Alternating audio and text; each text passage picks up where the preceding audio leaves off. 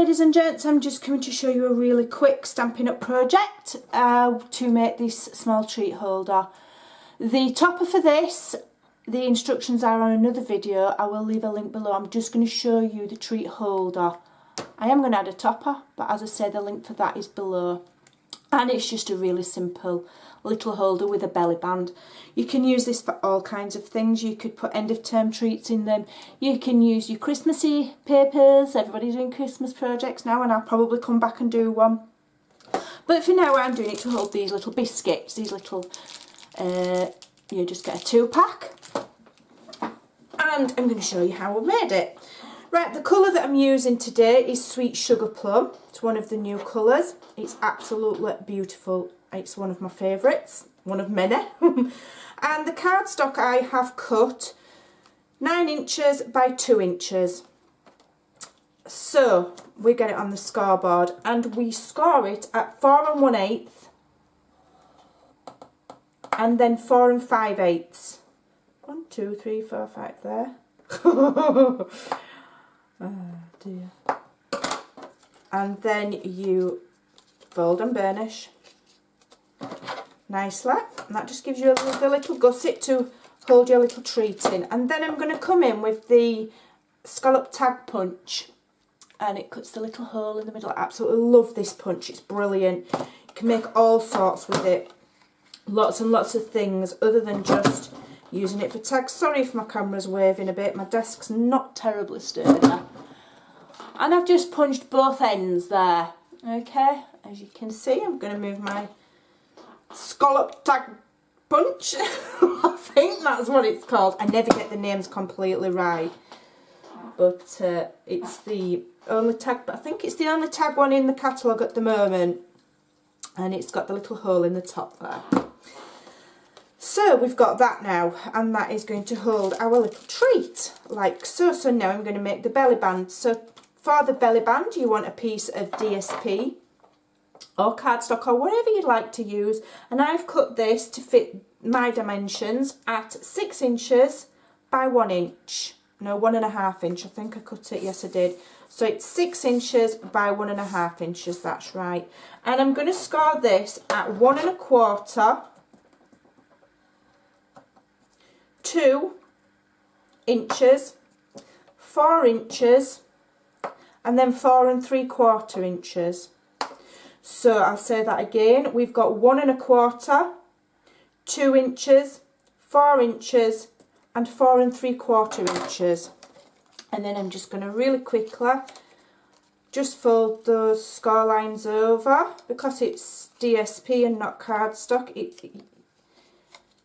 It's nice and easy to fold. And then I'm just going to use my snail, and I'm just going to, on one end, as close to the edge as I can, try not to get my head in this shot, I'm going to put a small bit of the snail. And then if you push it down that way and line it up and fold it all flat, then your edges will line up neatly, like so. And then you pop it back up again, and you've got your little belly band. I can't think of a word. Words often escape me when I'm doing videos. Now what I've done is, normally you might think you'd put the join to the back, but because we're using quite a large tag topper, I'm going to put that to the front, and then the topper will cover over it, and then on the back it'll be it'll appear seamless. It just is slightly neat to finish. So that should slide nicely in there. And those sizes just give it that little bit of room for the little treat inside. And then I'm going to come along, I'm going to get my sentiment, my topper. I'm going to mount it on some Stampin' Up dimensionals.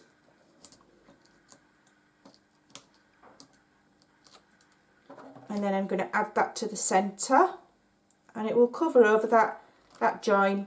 You could make your sentiments smaller, you can do your own thing. I'm just showing you as an idea. And then I've just got some ribbon, which I found that matches. I don't have a lot of Stampin' Up's own ribbon, but if you have a look through the catalogue, they do lots and lots of coordinating ribbons, and like baker's twines as well. I just haven't, because I'm quite a new demonstrator, I don't have everything yet.